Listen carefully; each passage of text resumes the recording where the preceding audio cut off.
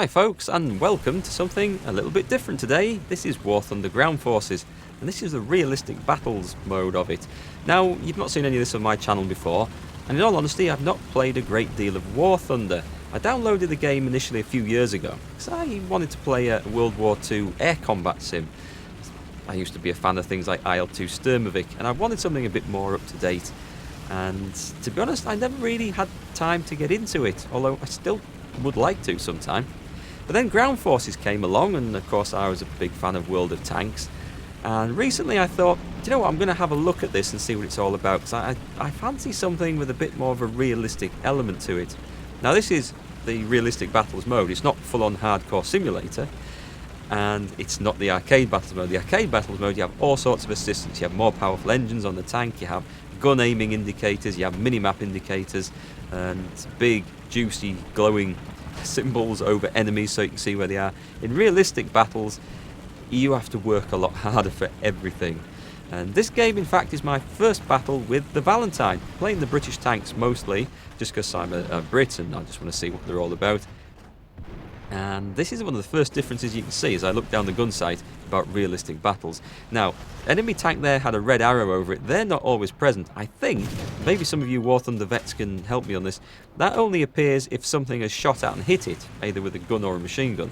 Because quite often enemy tanks, you'll only spot them if you can actually see them with your eyes. See that one there, that one, he's off in the distance, he's got a red arrow on. I think someone must have been shooting at him. I don't know what causes that to come up, but it's not always there. But we can see him moving, and sometimes that's the only indication that you get. The other big difference is with the gun sight is that you get no aiming assistance. You have to gauge how far above the enemy target you need to elevate that gun. And you can work it out with the little gradings there on the sight, and I think it's different for each tank depending on the shell velocity as well, of course. But that's a skill that takes some practice.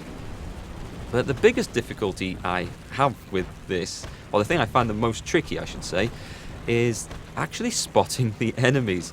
You don't get any sort of assistance. Now, I've got good eyesight as long as I'm wearing my contact lenses, but you really have to peer through the smoke and the foliage and everything else to try and spot things. And sometimes you do get shot when you weren't aware anything could see you. And I guess that is realism. That is what we wanted to play this battle mode for. I think. When I first started it, I found it very, very difficult. But I've played a few games. This is my very first one with the Valentine. It is completely stock. I haven't researched any extra modules or any better ammunition for it. And up until then, I've been playing the British cruiser tanks, like the A13 and the Crusader 2 and 3, which are a bit faster, have the same 2-pounder gun as this, which seems to appear in all the British early tanks.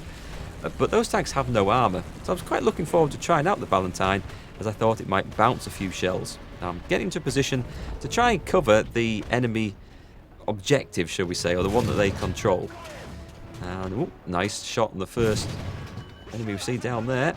Hitting him again, that one bounced. He's lighting me up with machine gun fire, and I'm guessing that's what makes me appear with a little red arrow to his buddies. Anyway, we take that guy out. Alright, off to a good start. Quite happy with the tank so far. But here we go, we're trying to look for things, and that was a shot, but you have to look through the smoke and the dust and the trees, and then you have to try and gauge. And at this point, I can't actually see the target. I'm assuming he's still there, so I put a couple of extra shots in, but I couldn't actually see. Now, as we're playing through this video, oh, there's another guy off in the distance, again, hard to see. I'm actually going to talk, for the benefit of people who haven't played this, passing on what I've learnt about it, but also I'm going to ask a few questions, so you War Thunder vets can maybe help me out, because I really am a noob at this, and any advice you can give me, or tell me how to play a bit better, or just answer the things that I don't know much about, that'll be a huge bonus. So I'll say thanks in advance, and hopefully I'll come out of this a bit more knowledgeable. We're trying to get some shots on that guy. You don't get a lot of notice of when they're destroyed either, but as long as he's firing back, I'm going to put shots at him. And you can see the hit indicator up in the top right of where I hit him. He must be angled a bit, but it's very, very hard to tell. Again, it's a realistic side of tank warfare, and you don't always know exactly how your enemy is positioned. You sometimes just see puffs of smoke or shells coming out, a machine gun tracer, and that's all you've got to shoot at. You can't always tell what sort of cover they're in. I think it's quite nice. There's some side of it that are very nice. Other side, it may be a bit frustrating when you do get shot by stuff you've not seen when you think you're quite well hidden. But again, that's a side of realistic tank warfare, I guess. Now I like this mode, using the binoculars from the commander. You get a much more detailed and zoomed in view than just using the gun sight like this. And it took me a few battles before I figured out I could do that, but it's quite nice. I'm trying to get some shots on a target over there, and I'm not getting a response, and I figured I was elevating the gun correctly, so I then pulled back thinking, well, it must be a wreck. But actually, I don't think it was. I think that guy was still active. But there, you see that through that tree down there?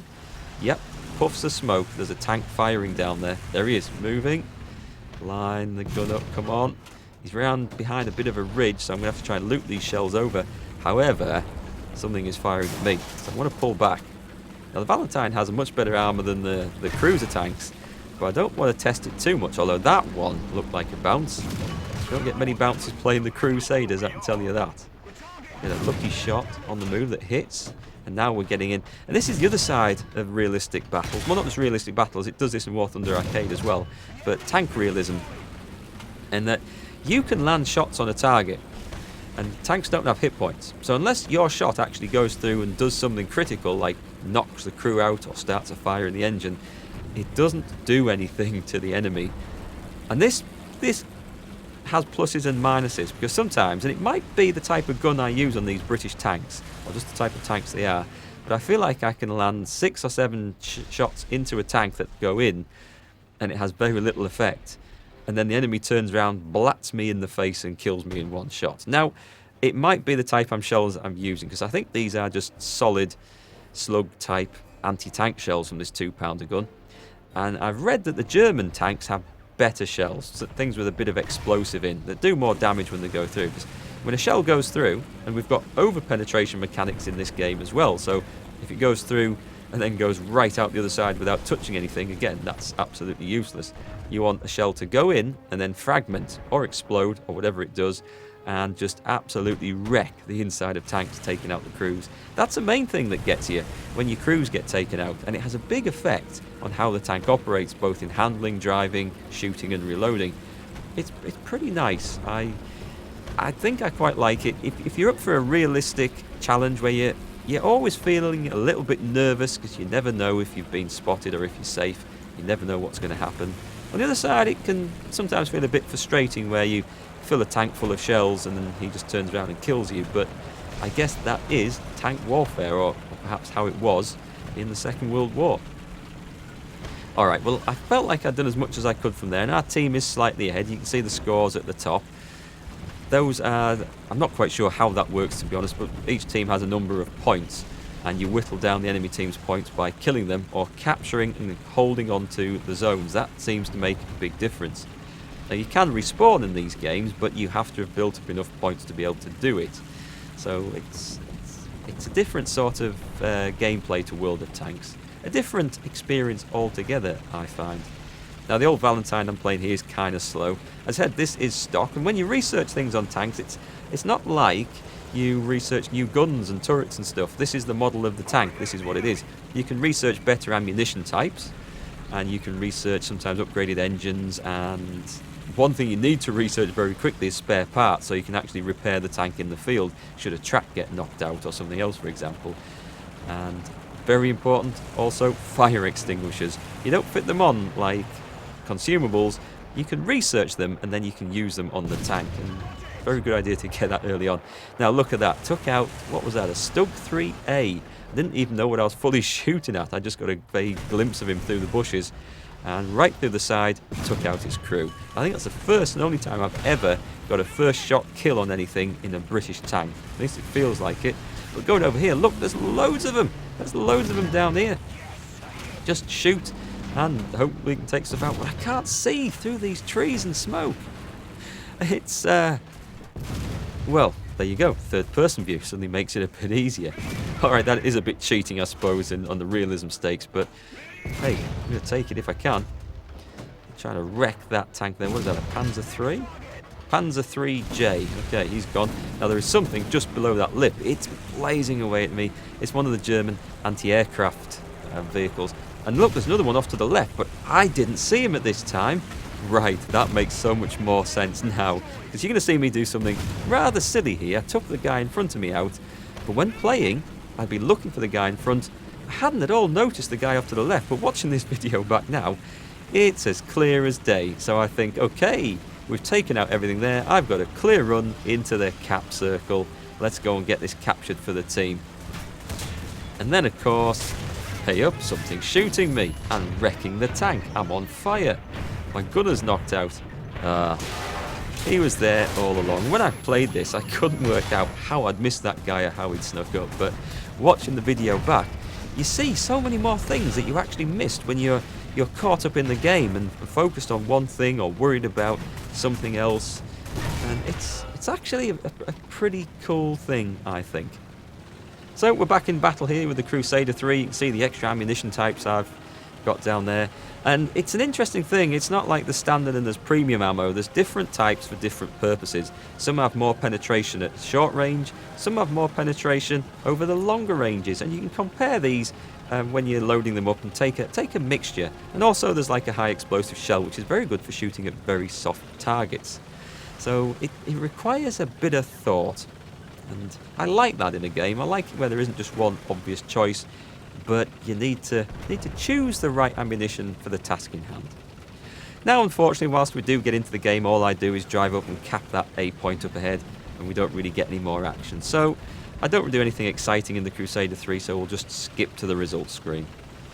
Well, alright, I don't know whether this was a good result or not, so maybe you War Thunder vets can let me know if this is okay. Got a couple of teamwork awards up there. There's a bigger stack of medals I got for this game than I have for the others. I did notice that. That's the Avenger medal. Tank Rescuer for defending a friendly ground unit. Okay, got 3 of those. A professional reward for destroying an enemy vehicle without losing your own. That's quite nice. Shadow Strike, reward for destroying an enemy vehicle without getting yourself hit. Got 3 of those. Multi-strike, destroyed vehicles of 2 players in a row. And the best squad, because my squad got the medal for that. Now, I don't quite understand how that works. So I didn't join as a squad, but I often seem to be in one in these games. Do you get assigned randomly? Please let me know if you know how that works, because I haven't bothered reading up about it, but it seems to be that you just randomly get assigned a squad mate in some of these games. So just looking in the team list there, it looks like I came second with 1,879. Is that experience or points? I don't know. I'm guessing it's experience. It's a nice score. That was my squad mate just underneath who must have been randomly assigned to me. And 5 kills for that. That was my best I think I've done in a realistic battle so far. But what I like about the realistic battles is that you're always on the edge trying to desperately spot things moving, looking for any sign of movement in the distance. I really like that. But it is quite hard. It is, I have to say, quite hard. And you do get the frustrating side of it as well.